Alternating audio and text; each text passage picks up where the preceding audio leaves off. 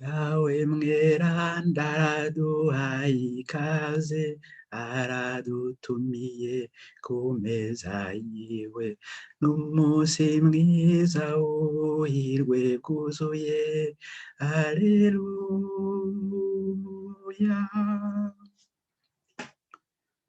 Dawe mweranda araduhaye ikaze aradutumiye ku meza yiwe umunsi mwiza w'ubuhirwe bwuzuye aleluya.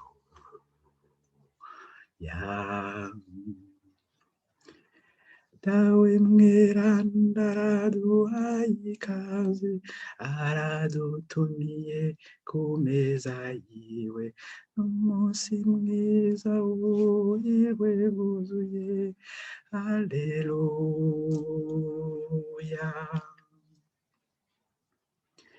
Ntiwomenye ingene nahimbawe abambwira ngo tudubyibukama mu gisagara c'Imana nzima.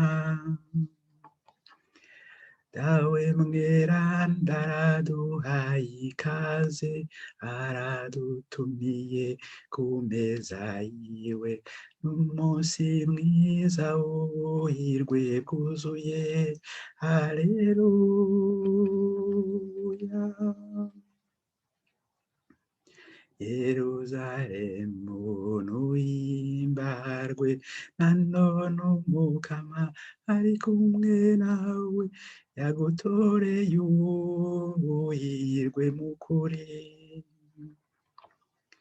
Dawe mweranda araduhaye ikaze aradutumiye ku meza yiwe n'umunsi mwiza w'ubuhirwe bwuzuye aleluya.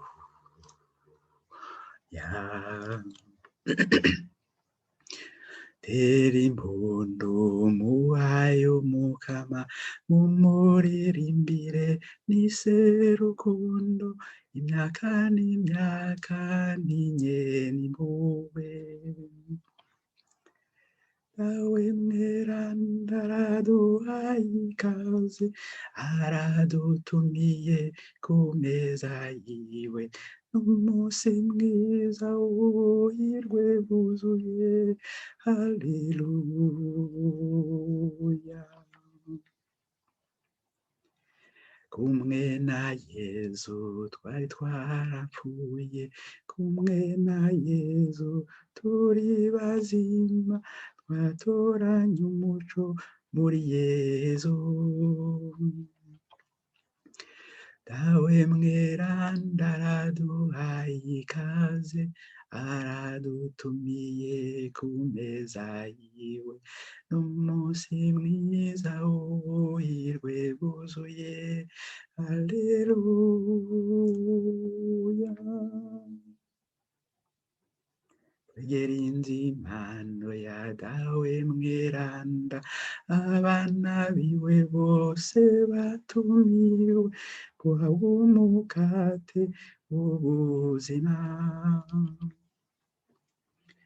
Dawe mweranda araduhaye ikaze aradutumiye ku meza yiwe umunsi mwiza w'ubuhirwe bwuzuye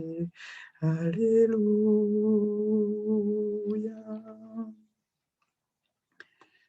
Iyo bawaruzi uwo wakiriye, iyo bawaruzi urukundo rwiwe ntabwo bawusubiyemo.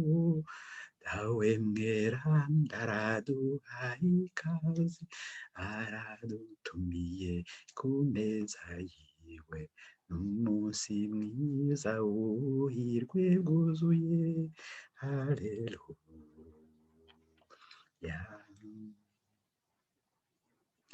Irakose Dawe igihe cose dusangiye ku mukate umwe, ducika ingingo z'umubiri umwe. Dawe mweranda araduhaye ikaze, aradutumiye ku meza yiwe. Umunsi mwiza w'ubuhirwe bwuzuye, haleluya.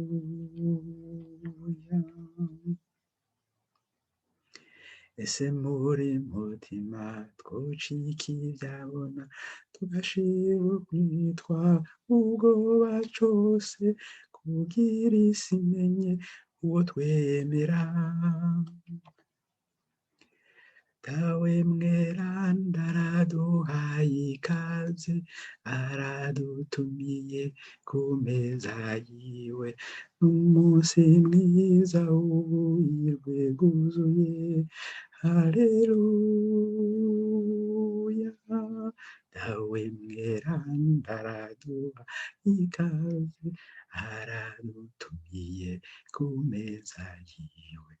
Umunsi mwiza w'ubuhirwe bwuzuye, haleluya.